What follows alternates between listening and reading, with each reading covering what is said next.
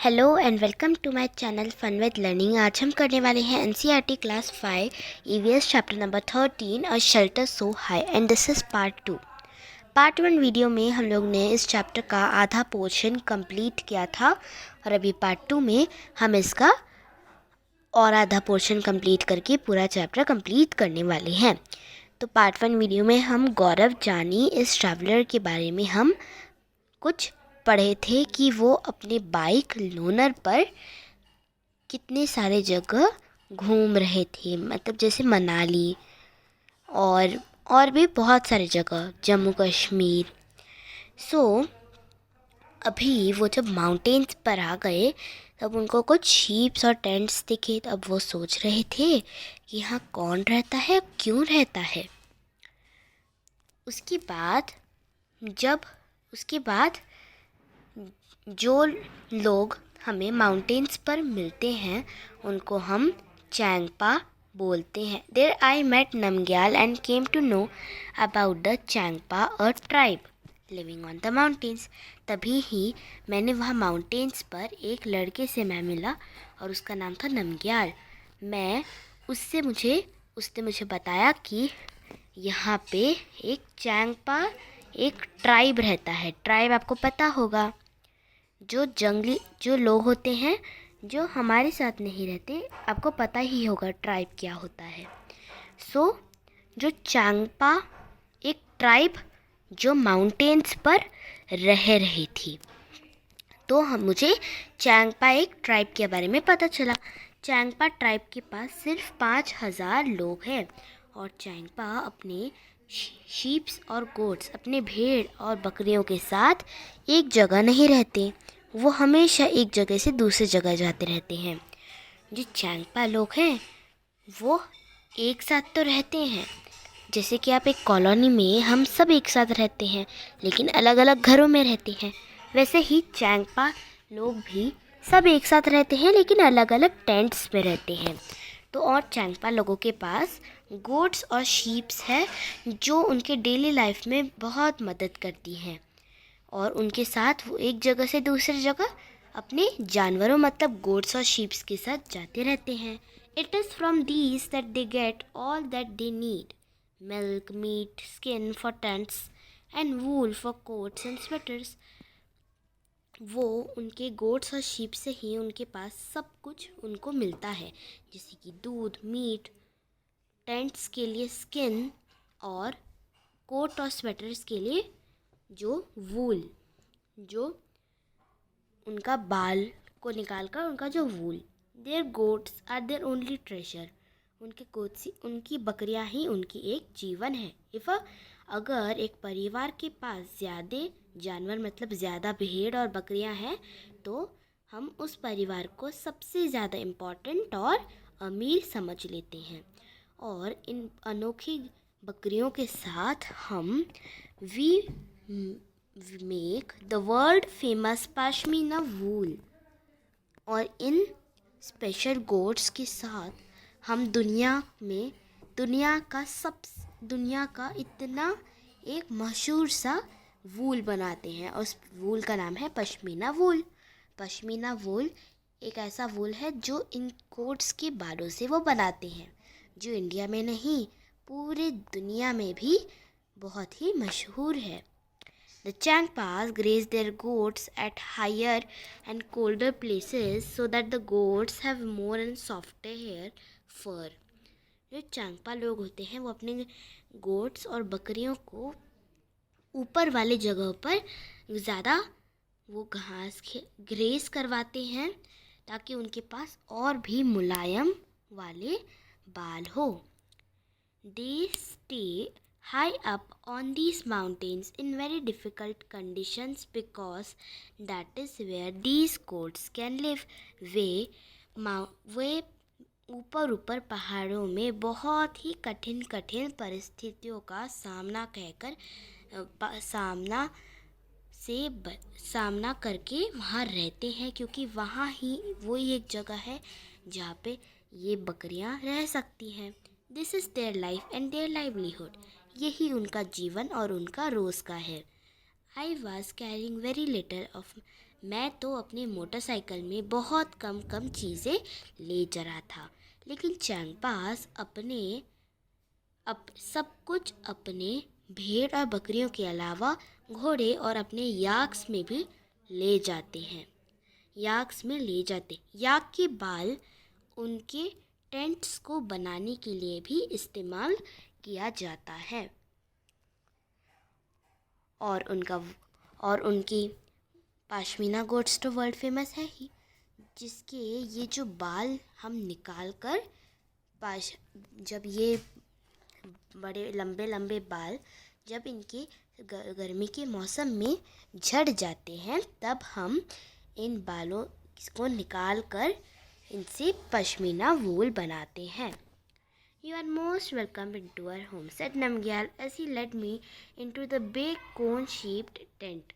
आपका हमारे घर पे बहुत बहुत स्वागत है। नमग्याल ने मुझे अपने एक बड़ा सा कोन शेप्ड टेंट में उसने मुझे वो लाया और वो अपने टेंट को रिबो कहते थे। रिबो वो अपने टेंट को बुलाते हैं।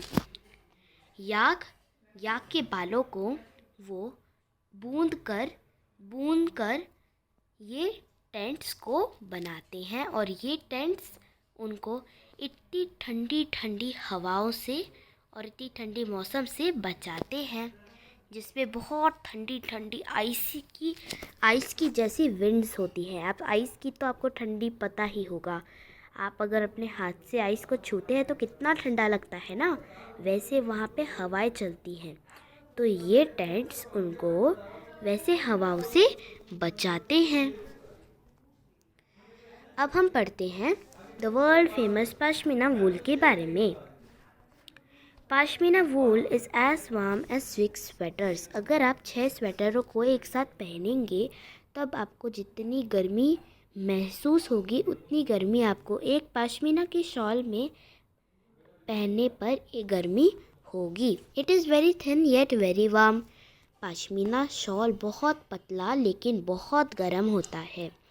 The Pashmina goats are found at an altitude of 5,000 meters. Here the temperature drops below 0 degrees and even minus 40 degrees. ये पाशमीना गोट्स को हम बहुत ऊपर जगह पर हम फाइंड करते हैं, जो 5,000 मीटर्स बहुत ऊपर की छलांग में हम उनको फाइंड करते हैं। और यहाँ पे तो टेम्परेचर 0 डिग्रीज़ और 0 डिग्री से भी नीचे -40 डिग्रीज में आ जाता है। This hair is so fine that 6 of these would be as thick as 1 hair of yours.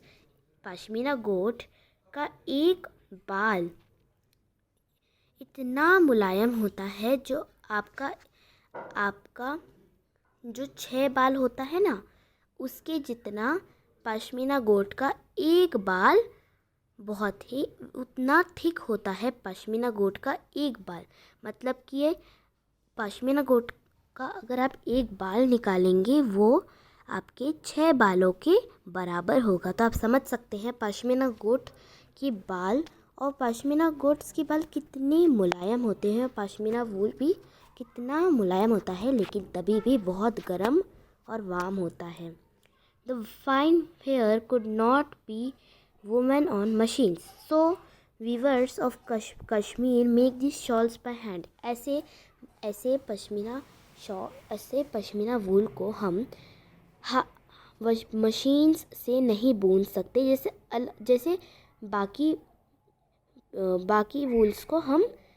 Fibres को हम बुनते हैं। पश्मीना वूल को हम हमारे हाथों से नहीं बुन सकते। इनको जो कश्मीर के जो भी वीवर्स होते हैं वो उनको अपने हाथों से बुनते हैं। एक पश्मीना शॉल बनाने के लिए उनको 250 आवर्स मतलब 250 आवर्स घंटे लग जाते हैं। तो आप समझ सकते हैं उनको कितनी मेहनत करनी पड़ती होंगी सिर्फ एक प्लेन शॉल बनाने के लिए। नेक्स्ट, जैसे मैं टेंट में गया एक रूम में गया तो मैंने देखा कि मैं तो खड़ा हो सकता था, मैं तो अच्छे से खड़ा हो सकता था, लेकिन ये मेरे टेंट में नहीं था। मेरे टेंट में तो मैं सिर्फ सो ही सकता था, मैं तो बैठ भी नहीं सकता था, और वहाँ खड़े होने की बात तो दूर की थी। लेकिन यहाँ तो मैं खड़ा भी हो सकता था, इतना बड़ा टेंट था ये। जैसे ही मैंने रीबो का एक रूम देखा, मुझे मेरे मुंबई वाला एक फ्लैट का याद आ गया। I also saw that the Reebo was as big as the room of my flat in Mumbai. रीबो का एक रूम, मेरे मुंबई वाला एक फ्लैट है ना, वो उसके जितना बड़ा था। It was held up by 2 wooden poles in the middle.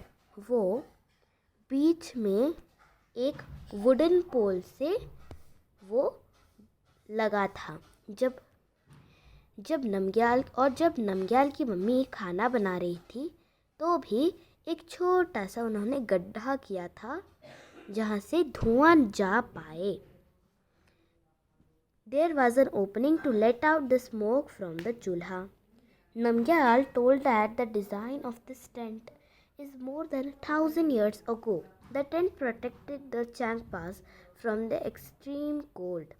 Namgyal ने मुझे बताया कि ये जो टेंट का डिज़ाइन है ना, वो 1000 साल पुराना है, और ये टेंट इतना अंदर से गर्म है कि वो हमें इतनी ठंडी हवा से बचाता है। तो सोचिए कितनी ठंडी वहाँ होती होगी कि वहाँ -40 या 0 डिग्री सेल्सियस हो जाता है, और ये याक के बालों से बना हुआ टेंट उनको इतनी ठंडी से बचाता है।